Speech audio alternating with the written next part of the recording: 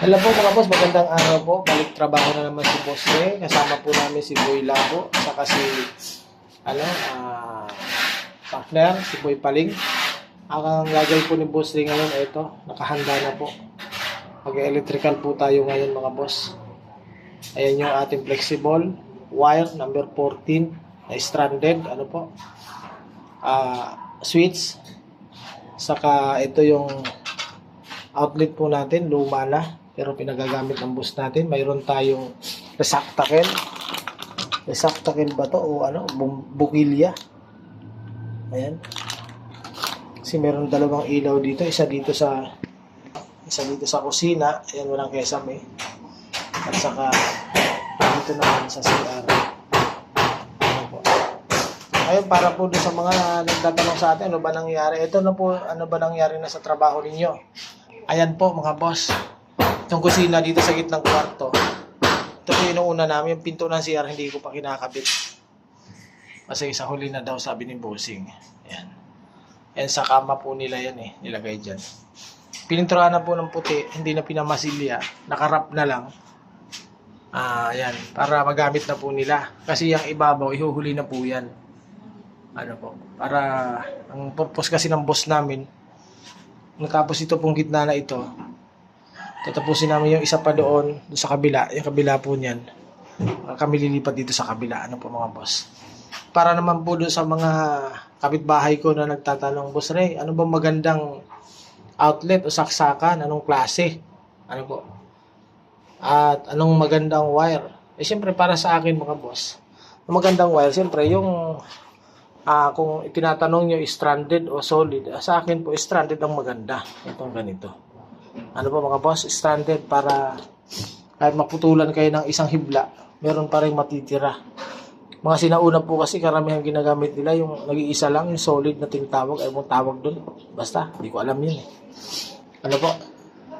Pag ang experience po namin doon, kapag naputol, wala na. Hirap hanapin kasi nasa loob.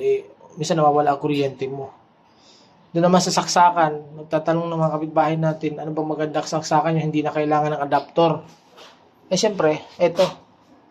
Pag bumili po kayo mga boss, sabihin nyo, universal na outlet. Pwede bilog, pwede flat tawag ba doon? Plug o sakpanaksak. Ano po? Para hindi kayo mong problema. Ano po? Ayan. Ito gamit natin. Meron tayong isang outlet. May switch tayo na tugang na outlet. Bugilya o receptacle. Nag-plies na tayo. Sa electrical, kailangan po yan. Meron tayong screw. Meron tayong wire number 14. Kasi mga ilaw, para sa ilaw yan. At dito, pwede na rin po ito sa yan na rin gagamitin namin sa saksakan dito. Kasi itong saksakan po dito, hindi naman laging gagamitin yan. Ano po, at magtitipid din yung may-ari. Pero dapat number 12 po, mga boss ha. Tamang wire sa outlet, number 12. Tapos ito meron tayong flexible hose. Ano po? Meron na rin po tayong electrical tape. Yan po ang dapat yung mga ihanda, mga boss. Para pag nag-electrical kayo, siyempre. Ano po? Ngayon, hihintay lang po natin yung ladder, yung hagdanan natin. Emil pumunta doon sa bahay, nalimutan. At meron din po tayong dito sa bag ko, bumili ako ng bagong hindi ako mahirapan.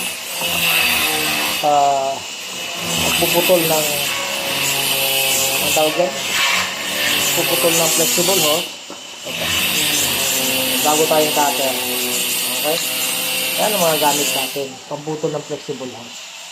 Ano po mga boss? Siya nga pala mga boss, bago ko matapusin ang bibigyan natin ngayong umaga, shout out po kay Star Mobile, kay Double Heart, ano po, si Mr. ano ba ito? Pangalan nito? Ayun. Mr. Conrad. Sa Bulacan na siya ngayon. Shout out sa iyo, brother. Ano po? Kay Magbanwa. Ka-idol natin dyan. Shout out. At saka Kay Madam Heidi. Shoutout sa iyo. Mga anak ko dyan. Shoutout sa inyo lahat mga baby. Mga mahal kong anak. Ano po. Okay, trabaho ulit muna tayo mga boss. Sige po, ingat po kayo. Alam po, sana nasagot ko po yung tanong ninyo na kung anong magandang outlet na gamitin. Ayan po, ulitin ko, universal. Para kahit anong isasaksak ng bilog man o flat, ang ano nyo, isasaksak, pwede po dyan. Sa wire naman, ayan, stranded wire. Ang gamit po namin, ayan, power flex, baka naman. Ano po? Sige po mga boss.